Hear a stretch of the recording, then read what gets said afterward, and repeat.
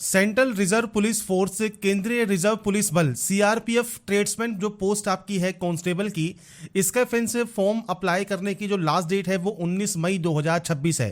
तो फ्रेंड्स अभी तक अगर आपने इस फॉर्म को अप्लाई नहीं किया है तो जल्दी से फॉर्म को अप्लाई कर लें, जो कि सीआरपीएफ का फ्रेंड्स यहाँ पर ट्रेड्समैन वैकेंसीज है, जिसके लिए आप ऑनलाइन आवेदन यहाँ पर 19 मई 2026 तक कर सकते हैं। अप्लाई करने से पहले डिटेल नोटिफिकेशन को चेक जरूर कर लें और उसके बाद ही आप इसमें जो है आवेदन करेंगे। मेल एंड फीमेल दोनों ही अप्लाई कर सकते हैं और इससे रिलेटेड जानकारी आपको jobrasa.com पर अवेलेबल है। लिंक आपको वीडियो डिस्क्रिप्शन में और पिन कमेंट में दिया हुआ है, वहां पर जाकर आप इसकी डिटेल्स को चेकआउट कर लें और अगर आप एप्लीकेबल है तो आप इसमें अप्लाई कर सकते हैं, जो कि constable technical and tradesman post आपकी यहां पर रहती है। पे लेवल 3 का आपका यहां पर रहता है। स्टेट वाइज और यूटी वाइज जो वैकेंसीज हैं वो आपको दी गई हैं, मेल एंड फीमेल दोनों की वैकेंसीज आप यहां पर चेकआउट कर सकते हैं। पाइनोर विंग के लिए जो वैकेंसी है वो ऑल इंडिया बेसिस पर आपकी यहां पर रहती है। इसके अलावा फ्रेंड्स यहां पर देखिए जो एज लिमिट है वो आपके 21 से 27 साल है कांस्टेबल ड्राइवर के लिए, और बाकी अदर पोस्ट के लिए 18 से 23 साल आपका एज क्राइटेरिया रहता है। यहां पर अप्लाई करने से पहले जो भी डिटेल्स हैं, जो भी फ्रेंड्स प्रोसेस हैं, सर्टिफिकेट्स हैं, जिनकी जो क्रूशल डेट है वो लास्ट डेट आपकी यहां पर रहती है, ये सभी जानकारी को चेक कर लें, क्वालिफिकेशंस को चेक कर लें और अगर आप इसमें आवेदन करना चाहते हैं तो आप आवेदन कर सकते हैं। तो ये ध्यान रखिएगा 19 मई इसकी लास्ट डेट है। इस डेट से पहले फॉर्म को जल्दी से अप्लाई कर लें। अब कैसे अप्लाई करना है, तो सबसे पहले फ्रेंड्स अगर आपने रजिस्ट्रेशन किया हुआ है, पहले से आप रजिस्टर हैं, तो आप डायरेक्टली लॉगिन कर सकते हैं आपकी मेल आईडी एंड पासवर्ड के साथ। पासवर्ड भूल गए हैं तो फॉरगेट पासवर्ड का ऑप्शन भी है, तो आप यहां से मेल आईडी एंटर करेंगे, आपका जो पासवर्ड रीसेट करने का लिंक है वो आपकी मेल आईडी पर आ जाएगा। पर मान लीजिए आपने आज तक रजिस्ट्रेशन नहीं किया है, उस कंडीशन में आपको यहां पर एक ऑप्शन दिख रहा होगा रजिस्टर का, आप इस ऑप्शन पर क्लिक करेंगे। इसके बाद फ्रेंड्स रजिस्ट्रेशन करने के लिए सबसे पहले आपसे यहां पर 3 डिटेल्स जो है रिक्वायर्ड मांगी गई हैं। पहला है आपका पूरा नाम और ये आपके मैट्रिकुलेशन की मार्कशीट के अकॉर्डिंग रहेगा। आपकी active and valid mail ID आपको एंटर करना है और आपका active and valid mobile number आपको यहां पर एंटर करना है। तो 3 बेसिक चीजें हैं जो कि आपको यहां पर एंटर करनी होगी और उसके बाद यहां पर जनरेट ओटीपी का ऑप्शन आएगा, आप इस ऑप्शन पर क्लिक करेंगे। इसके बाद फ्रेंड्स आपकी देखिए जो मेल आईडी है और आपका जो मोबाइल नंबर है उस पर फ्रेंड्स एक ओटीपी आती है। तो जो भी ओटीपी आपको यहां पर मिलती है वो आपको यहां पर टाइप करना होगा और यहां पर फ्रेंड्स ओटीपी को टाइप करने के बाद आप सबसे पहले मोबाइल नंबर को एंटर करेंगे, इसके बाद मेल आईडी के ओटीपी को आप एंटर करेंगे और यहां पर एक ऑप्शन आता है वेरीफाई ओटीपी का, आप अपनी ओटीपी को यहां से वेरीफाई कर लेंगे। इसके बाद फ्रेंड्स जैसे ही आपकी ओटीपी यहां पर वेरीफाई होती है, इसके बाद फ्रेंड्स आपके सामने यहां पर आएंगे इंस्ट्रक्शंस। आप इंस्ट्रक्शंस को यहां पर रीड आउट कर सकते हैं, जितनी भी जानकारी आपको यहां पर दी गई है आप उसे चेक कर लें। इसके अलावा जो भी फ्रेंड्स आपके डॉक्यूमेंट्स अपलोड होंगे उनसे फ्रेंड्स आपको साइज वगैरह यहां पर दिए गए हैं। इसके बाद आप यहां पर नीचे आने पर आप जो भी डिटेल्स हैं चेक करने के बाद आपको यहां पर क्लोज करने का ऑप्शन मिलता है, आप यहां से क्लोज कर सकते हैं।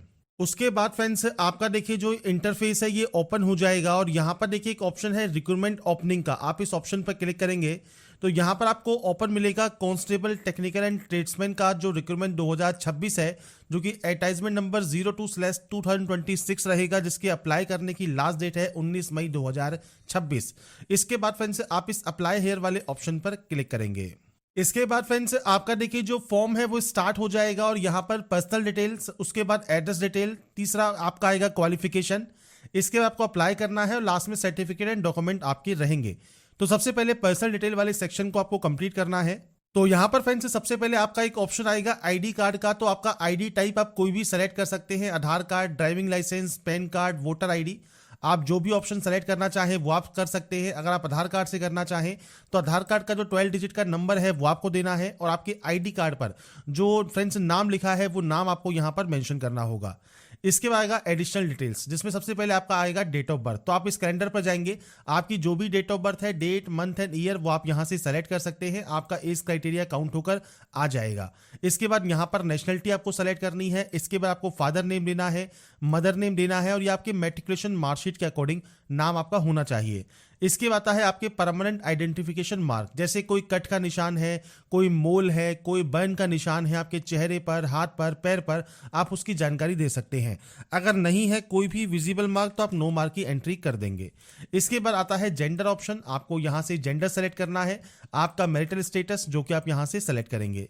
इसके बाद आता है डोमिसाइल डिटेल्स, तो आपसे पूछता है कि आपके पास डोमिसाइल पीआरसी प्रमाण पत्र है, आप यहां पर यस करेंगे। इसके बाद फ्रेंड्स आपको स्टेट है यूटी, जहां से फ्रेंड्स आप माइग्रेट हुए हैं आपके ओरिजिन से अनदर स्टेट में, तो आपसे पूछता है क्या आपने अपने जो आपका मूल राज्य है, जो कि आपका ओरिजिन स्टेट है, उससे आप किसी अदर स्टेट या यूटी में ट्रांसफर हुए हैं, आप प्रवासित हुए हैं, माइग्रेट हुए हैं। अगर हुए हैं तो यस कर सकते हैं, और अगर आप यहाँ पर यस करते हैं तो आपसे पूछता है क्या अपने मूल राज्य या केंद्र शासित प्रदेश से आप आरक्षण का लाभ लेना चाहते हैं, तो आप यहाँ पर यस कर सकते हैं और आपका स्टेट या यूटी जो ओरिजिन का है वो आप यहाँ प्रोवाइड कर सकते हैं। इसके बाद आपका डिस्ट्रिक्ट ऑफ ओरिजिन आपको यहाँ पर देना होगा। अगर आप यहाँ पर फ्रेंड्स जो है ऑप्शन में इसमें आपको नो करते हैं तो आप यहाँ पर बताएंगे जिस स्टेट या यूटी में आप माइग्रेट हुए हैं और आपका डिस्ट्रिक्ट आपको यहाँ पर प्रोवाइड करना होगा, और ध्यान रखिएगा वहाँ का आपके पास मूल निवास प्रमाण पत्र होना चाहिए। अगर आप फ्रेंड्स उसी स्टेट या यूटी के ओरिजिन में रहते हैं, आप माइग्रेट नहीं हुए हैं, आप सिंपली यहाँ नो करेंगे। आपका स्टेट ऑफ ओरिजिन कौन सा है वो आपको देना है, डिस्ट्रिक्ट ऑफ ओरिजिन कौन सा है वो आपको देना है, और आपका फ्रेंड्स डोमिसाइल सर्टिफिकेट या पीआरसी सर्टिफिकेट नंबर या डोमिसाइल या पीआरसी प्रमाण पत्र नंबर आप यहां पर प्रोवाइड करेंगे। इसके बाद आता है कैटेगरी, तो आपको सबसे पहले आता है रिलीजन सेलेक्ट करना होगा। रिलीजन सेलेक्ट करने के बाद कैटेगरी है तो जनरल में कोई भी ऑप्शन आपका यहां पर आपसे नहीं मांगता। इसके बाद आता है आपका एससी या एसटी ओबीसी ऑप्शन। अगर आप ओबीसी सेलेक्ट करते हैं तो आपका जो सेंट्रल गवर्नमेंट का कास्ट सर्टिफिकेट है वो आप यहां प्रोवाइड कर सकते हैं। आपका इशूइंग स्टेट कौन सा है, जिला कौन सा है जिसने ये जारी किया है, प्राधिकारी का नाम क्या है, तहसीलदार है, जिला मजिस्ट्रेट है, किसने ये इशू किया है, और प्रमाण पत्र जारी करने की तिथि आपको यहां पर मेंशन करनी होगी। अब यहां पर ये चीज ध्यान रखिएगा, जो भी डिटेल्स है आप नोटिफिकेशन में एक बार चेक जरूर कर लें।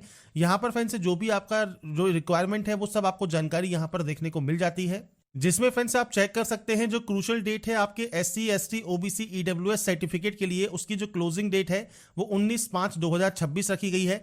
तो आपकी फ्रेंड जो क्लोजिंग डेट है उस डेट तक आपके पास जो आपका कास्ट सर्टिफिकेट है वो आपके पास यहां पर होना चाहिए, और जो फॉर्मेट है उस फॉर्मेट में ही आपका फ्रेंड सर्टिफिकेट आपका यहां पर रिक्वायर्ड रहेगा।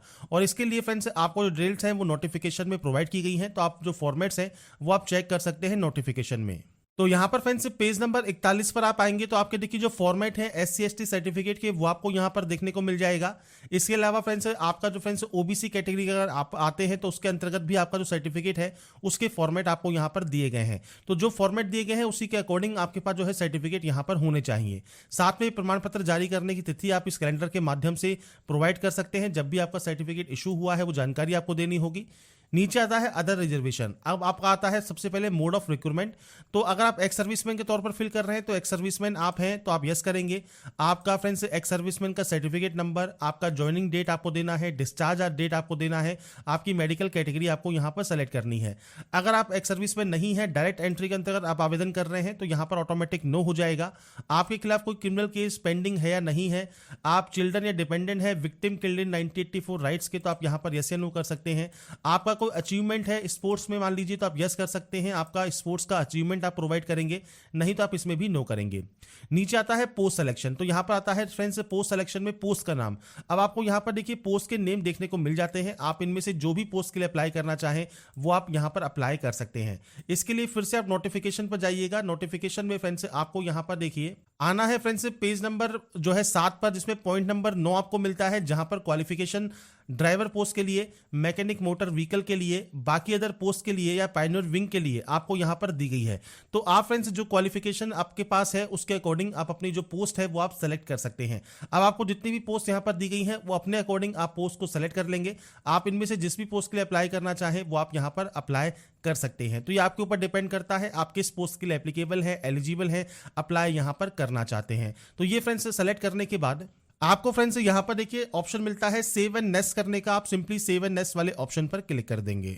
इसके बाद फ्रेंड्स नेक्स्ट ऑप्शन आता है आपके एड्रेस डिटेल्स का। तो यहां पर देखिए पूरा एड्रेस आपको मेंशन करना है। इसके बाद आपको यहां पर आपका जो पिन कोड है वो आपको यहां पर एंटर करना होगा। इसके आपका स्टेट या यूटी आपको यहां पर सेलेक्ट करना है, आपका डिस्ट्रिक्ट आपको यहां पर सेलेक्ट करना है। और ये ध्यान रखिएगा ये आपका परमानेंट एड्रेस है, जो कि जो आपके डॉक्यूमेंट्स हैं वो आपको एड्रेस एंटर करना है। आपके शहर का नाम क्या है वो आपको यहां पर एंटर करना होगा। आपका नियरेस्ट पुलिस स्टेशन कौन सा लगता है, पोस्ट ऑफिस का नाम क्या है, तहसील का नाम क्या है, ये आप जानकारी प्रोवाइड करेंगे।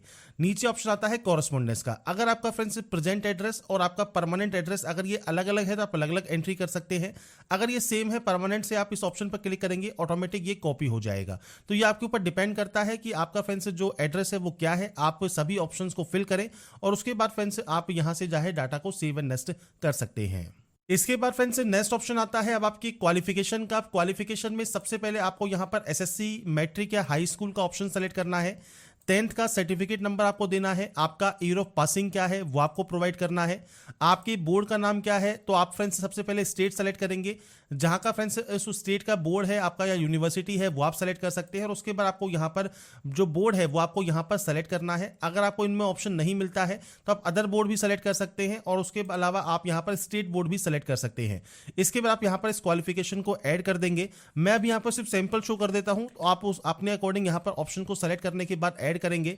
अगर आपके पास कोई और क्वालिफिकेशन है जैसे 10+2 है तो आप 10+2 की एंट्री कर सकते हैं, आपका certificate number, year of passing क्या है, बोर्ड या यूनिवर्सिटी का स्टेट कौन सा है और बोर्ड या यूनिवर्सिटी कौन सी है वो आप देंगे। अगर आपके पास डिप्लोमा है तो आपको सेम डिप्लोमा की जानकारी प्रोवाइड करनी है, पीजी डिग्री है या आईटीआई है तो आप आईटीआई का भी certificate number, year of passing, इसके अलावा आपका फ्रेंड्स यहाँ पर जो स्टेट है या यूटी है वो आप सेलेक्ट करेंगे, और आपके बोर्ड या का नाम आप यहाँ पर देखिए यूनिवर्सिटी का नाम आपको देखने को मिलेगा वो आप यहाँ से सेलेक्ट कर सकते हैं। मल्टीपल ऑप्शंस आपको मिलते हैं, अगर मान लीजिए यहाँ पर आपका वो ऑप्शन नहीं है तो आप अदर भी सेलेक्ट कर सकते हैं, और उसके बाद उस क्वालिफिकेशन को आप ऐड कर सकते हैं। बस ये ध्यान रखिएगा अप्लाई करने से पहले जो भी फ्रेंड्स एसेंशियल क्वालिफिकेशन रिक्वायरमेंट है वो आपको फुलफिल करना जरूरी है। अगर किसी में आईटीआई मांगा है तो आईटीआई की आपको जानकारी कम से कम देनी होगी 10 के साथ। अगर आपका फ्रेंड्स केवल मैट्रिकुलेशन है तो मैट्रिकुलेशन की जानकारी दे सकते हैं। तो ये पोस्ट के ऊपर डिपेंड करता है, आप जिस पोस्ट के लिए अप्लाई कर रहे हैं उसकी क्वालिफिकेशन आप फुलफिल करते हैं, उसके अकॉर्डिंग आप जानकारी को यहां पर एंटर करेंगे।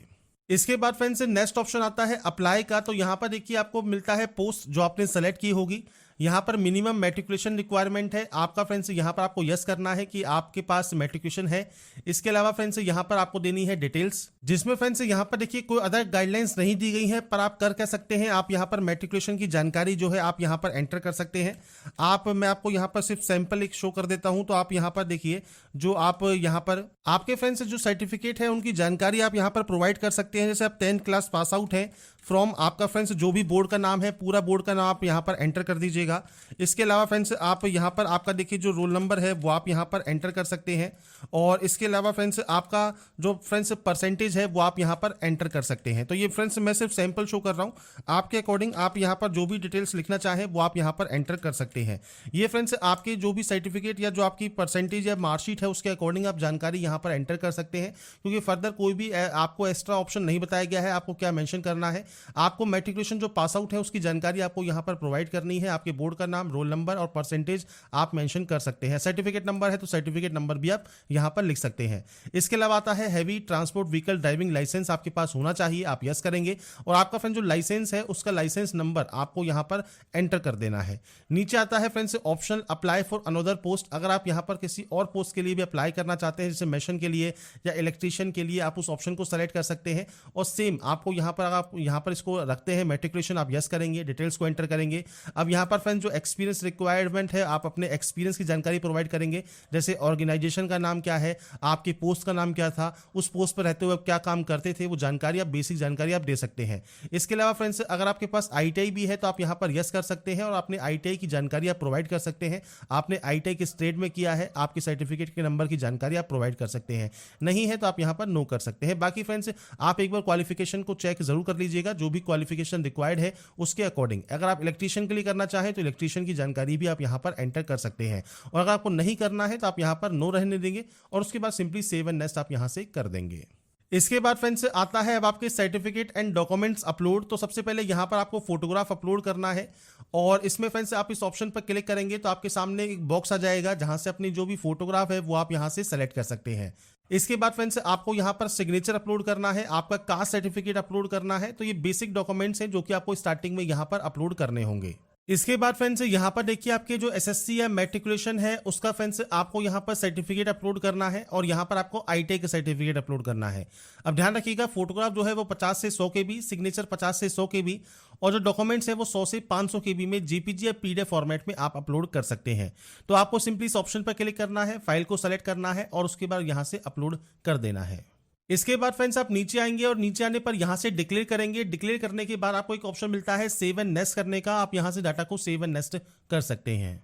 इसके बाद फ्रेंड्स आपके सामने यहां पर देखिए जो डिटेल्स हैं वो आपके सामने आ जाती हैं। सबसे पहले आप यहां पर प्लेस का नाम मेंशन करेंगे जहां से आप फॉर्म को अप्लाई कर रहे हैं। नीचे आता है सेंटर प्रेफरेंस, तो आप यहां पर सेंटर प्रेफरेंस पर जाएंगे। आपके सामने देखिए जो लिस्ट है सेंटर प्रेफरेंस की वो आपके सामने यहां पर आ जाती है। आपके अकॉर्डिंग कोई भी सेंटर प्रेफरेंस आप यहां पर दे सकते हैं।